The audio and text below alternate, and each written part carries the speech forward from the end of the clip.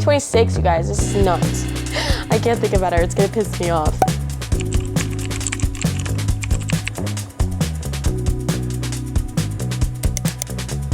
Hello, besties. We are back. Happy New Year. Say hi, Chicken. Chicken is taking a nap right here with me today. I'm so excited. This is the first video in 2026. I'm so stoked for this year, you guys. It's gonna be so good. I can just like, truly like in the past, you know, when you say like, oh, this is gonna be my year, you're just kind of like, nah, you know? But this year, I feel like I've really found peace within myself. And I feel like I have found people who bring me peace, and I found what brings me a lot of joy, and I'm discovering tons of things that bring me a lot of joy, and rediscovering things that brought me joy when I was younger, and now as an adult, I'm like rediscovering them and really embracing that. So I hope you guys had a really amazing Christmas, Happy New Year's, etc, etc. But today's video, we're gonna be doing a little bit of a book haul, and we're also going to do our November/December wrap up. I'm very excited. So where's my phone? We gotta get our Fable out because you already know. Also, I hate that Fable quite literally does not have last year's reading on my homepage still, which is just very annoying. But that's okay. Okay, so we're gonna start with our little book haul. For book club this month, with our last meeting, we did like a white elephant version of like a book exchange, and it was really fun, but I got a couple of books in that process. So for one, I got this book, which is Mistress of Lies by K.M. Enright. This I was able to get because I went to my local bookstore to purchase my blind book, and they were doing like a deal where if you spent over $25 that you could get one of these, and I got a book and then some stickers, so my bill was over $25, so you can get like a free book. And I was going through all the stacks of free books. They had a couple of crates there, and I was so excited about it. And I was kind of looking around and I couldn't really find anything, and I had like picked up this one book that just didn't really, like I was just kind of settling for a book. I was like, oh, all right, whatever. And then my friend Luce was there as well, picking out her book for the book exchange, and I was so excited because she was like looking through, and I was like, I guess I didn't like check this little stack of books in like the crate. And I look in there and there's this book, and I read the back of it, and it sounds so good. It says, a villainous heroine finds herself plunged into a seductive world of power, politics, and murder in the court of the vampire king in this bloodthirsty debut from an unmissable new voice in fantasy romance. I love this. This sounds like a Morley Gray FMC, and y'all already know I eat that up every time. Vampires, politics, come on. So I picked it up. I'm very excited about this. I've never seen this anywhere. I've never heard of it. It's supposedly a debut novel, and the cover is just stunning. Like, hello? Look at that art. That is beautiful. So yeah, that was what I got for like a freebie. And then at our actual book exchange, what happened here? This looks like a cat clawed the front of my book, and that makes me really upset. I got Apples Dipped in Gold, a fairy tale retelling by Scarlett St. Clair. I'm very excited about this because I've never heard of it. It's really small, and apparently it's a part of like a bunch of interconnected standalones of like dark romance fairy tale retellings. So very excited about that. I'm gonna close this window because I feel like the light is just too much, and we're gonna get this streak on our face here sometime soon.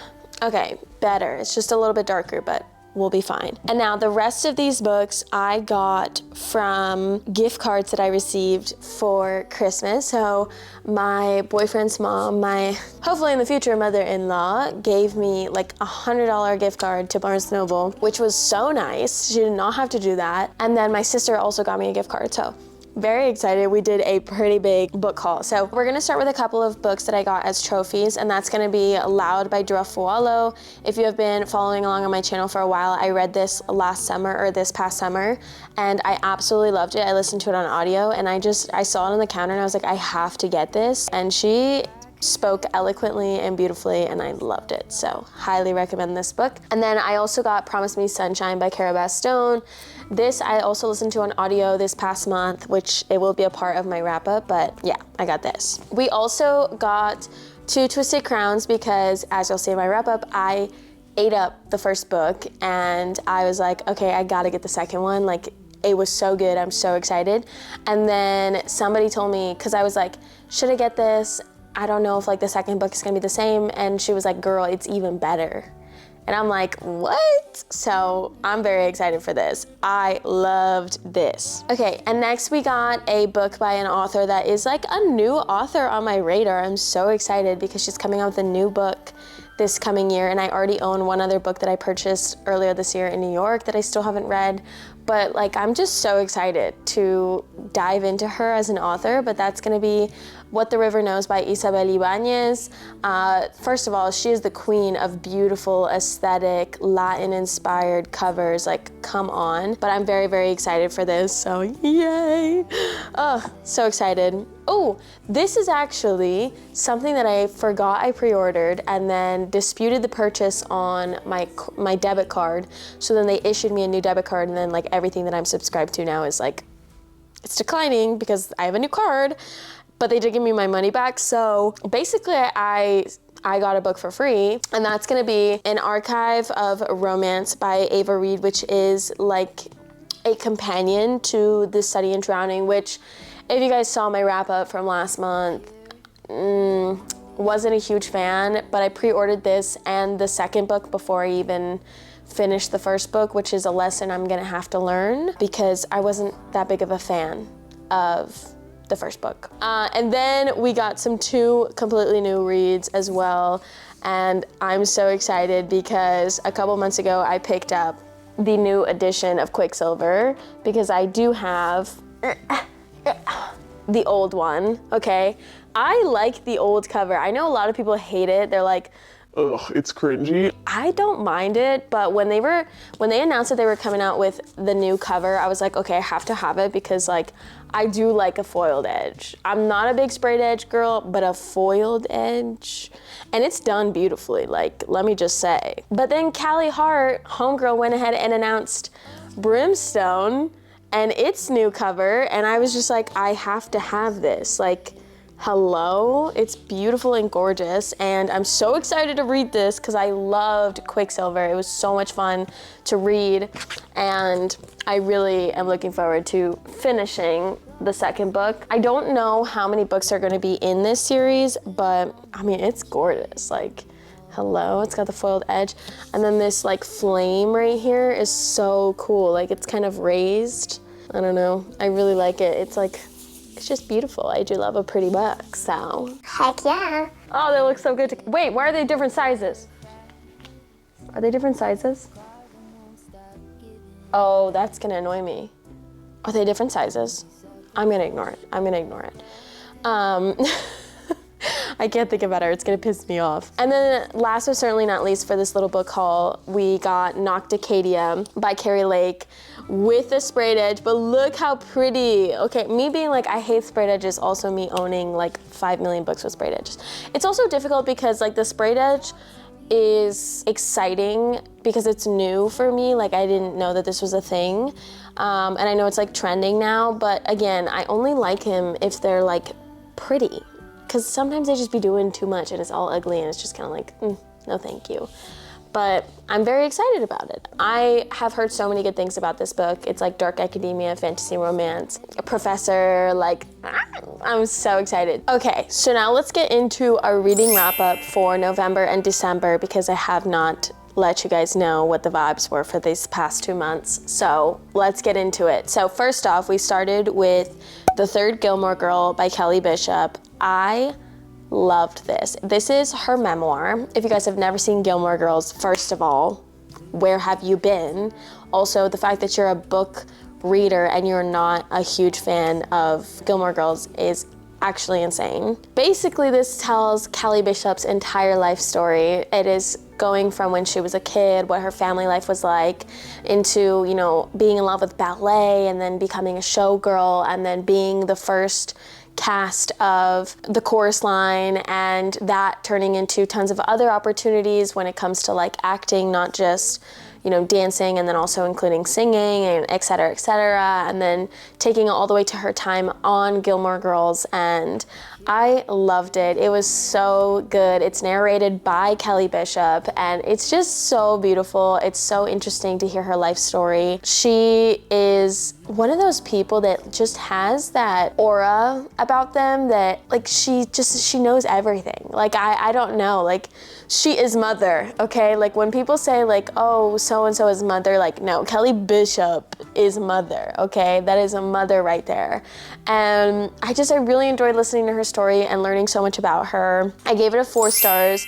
I didn't give it like a 5 stars just because I didn't feel like it was extremely like emotional or thought-provoking in any sense, but it was more so just like really satisfying and interesting and nice to know her story. And I thought it was written really well. So I highly recommend if you guys want something that's kind of refreshing and different, but also interesting, not just like a boring memoir, that is a really good one. And next is Alchemised by Sen Lin Yu. I have talked so much about this book. I have an entire reading vlog for it.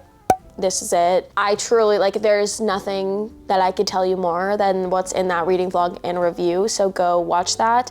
I'm not gonna just repeat myself, but just know this was the best book that I read this past year, so take it or leave it. Highly recommend, 5 stars. It's chef's kiss. Everything you could imagine that you want out of this book, you're getting it. Okay, and the next book that I read was Bury Our Bones in the Midnight Soil by V.E. Schwabb. I loved this. This is a sapphic vampire romance, which follows 3 different women along different timelines and their journey. And I don't even know, this book is not just about like vampires and lesbians, all right? Like it's definitely that. There's definitely vampires and lesbians, and there's a lot of lesbian activity, okay? But it just explores the concept and the theme of hunger in so many different real forms. For example, we have Maria, who's our first character. We're introduced to her immediately, and she has a hunger for freedom. She has a hunger for power, especially, and that is paralleled with her thirst for blood and how it's an insatiable hunger that she will never curb. And, you know, along her journey, she meets people who try to help her to control that hunger and not allow it to control her. But even though she learns how to control her hunger for blood and her thirst for blood, she doesn't know how to control her hunger for power. And it gets her into so many different situations, and it becomes difficult for other people to be around her. And, you know, she's also hungry for companionship and love, and she's angry at the world. She's hungry for her independence as a woman because she is born like the 1400s, and so she's the oldest one in this book. And then we're also introduced to Alice, who is living in 2019, and she has a hunger for acceptance, for people pleasing. She's also looking for purpose and like a place to belong, individuality, and it's very difficult because she is also just like a serial people pleaser. Alice also has anxiety, and it's really well written, her anxiety. And then we also have Charlotte, who is essentially hungry for love and family and companionship. And it's very sad, her story. Like, I feel like Charlotte got the short end of the stick here because her transgressions were not as bad as Maria's transgressions, and she suffers the consequences for her transgressions. And I don't feel bad for her, but I feel that she didn't even get much time in the story. And then from what we know of her story, I don't know, like I felt bad for her. I feel like she just wanted love so badly, and she wanted to be loved. It gets her into some serious trouble, and it's really, really sad. But I love this book. It is a 5-star book, truly. Like, V.E. Schwabb's writing is so good. There's so many beautiful lines in this book. Oh, it's just so good. Like, I just want to like. So then we read How My Neighbor Stole Christmas. This was like a fun little holiday read. I liked this. I gave this a 2.5 star. Like, there was nothing wrong with it. If there was something wrong with it, it would be like a 1 star, but I thought it was good. I thought it was okay. It's not necessarily new or exciting or different. It's basically if you made a Hallmark movie spicy, okay? And like, I do like their romance. It's cute. It had me giggling, kicking my feet, but it didn't have me like super emotionally invested or like worried on the edge of my seat, like, is everything gonna work out? Like, it's just one of those predictable, easy reads, and I thought it was good. It was okay. I gave it 2.5 stars, which for some people it would probably be a rating for a book they didn't like, but for me, a 2 is a book that was just okay. Well, I guess let me tell you a little bit of the plot. Okay, basically we follow Story, who is visiting her grandmother and going back to her grandmother's town where she lives, which is a town called Kringletown, where it's literally Christmas year-round. She is there to take care of her grandmother along with her sister, and there's this like Christmas competition or something like that where her grandmother wants her to join in this competition, and when she was a kid she would come here all the time during Christmas time, and she knew a man named Cole Black there, like a boy when they were younger, and he still lives in this town, and he's like, I don't like her, she doesn't like this town, like why would she even compete? I'm gonna beat her in this competition. So they become like rivals or whatever, and so they kind of play against each other and they argue a lot and they bicker, and then of course like we already know what happens. I'm not even gonna tell you more, but that's literally it. Like, the competition isn't necessarily super interesting or like intricate and original. It's just kind of like, eh. Like the scenes where they actually compete against each other, like I just don't even care. It was all right, and I recommend it if you want something easy to read during the holidays. I know those are over already, but maybe for next year, or I guess this year.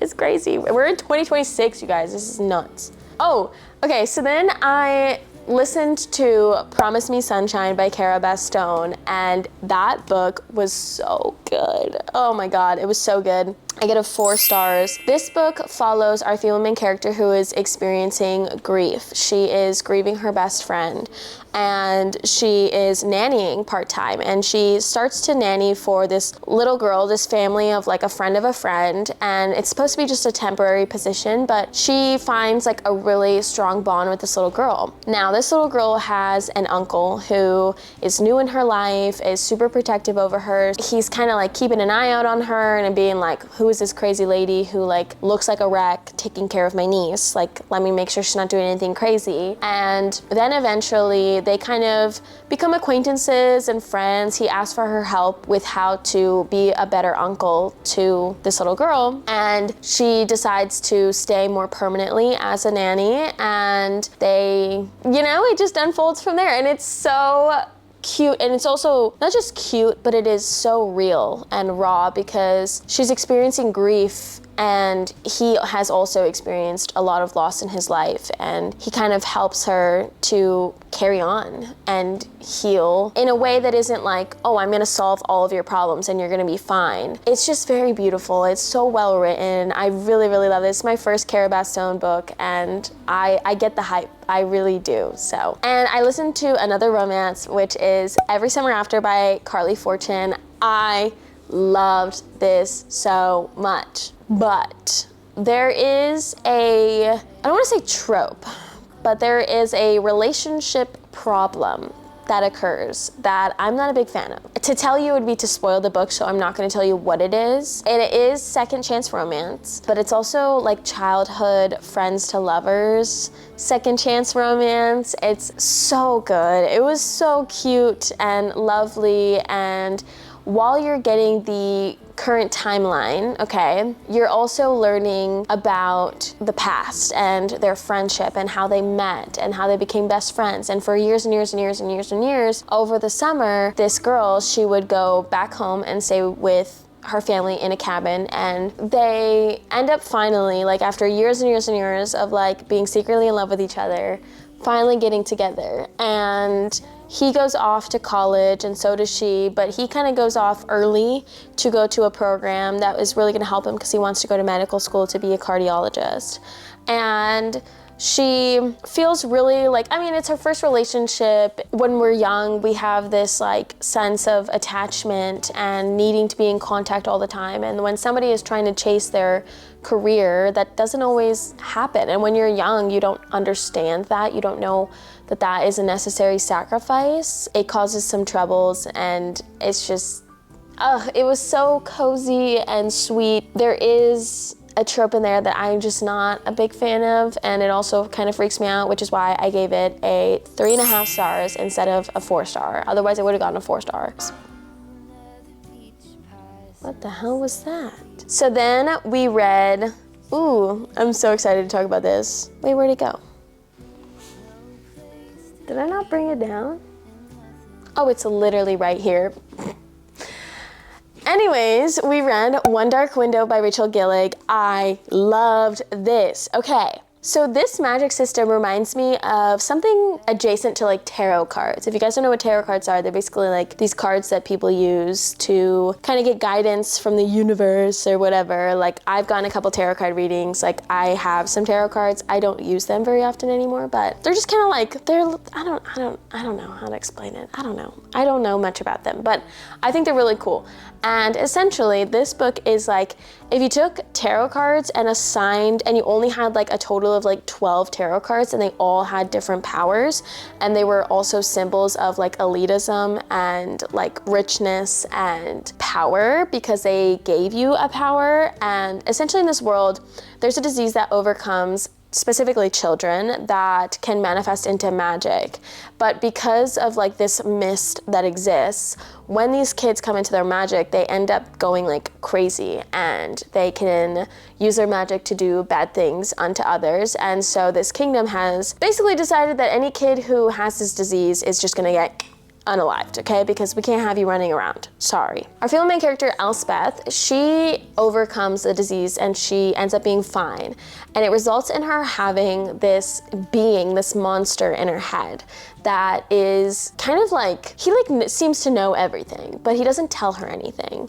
And he gives her like the power to be faster and stronger. And she also has the power to see other cards, even if they're not envisioned, because of their glow. So they all give off like a different colored glow, which helps her to identify each one of these cards. And so her father is also somebody who used to be like captain of the guard in this kingdom, and he helps her to hide. She ends up going to live with her aunt and uncle to like prevent suspicion or anything like that. And everybody in her family knows that she had the disease and survived, but they think that it didn't manifest any magic. Like nobody knows that she has magical power. And basically she ends up getting invited to go to this like summer solstice or something like that, where she meets the new captain of the guard, who is like, of course, is like dark, mysterious, handsome man. And he figures out that she has some sort of power, and she tells him that she can see cards.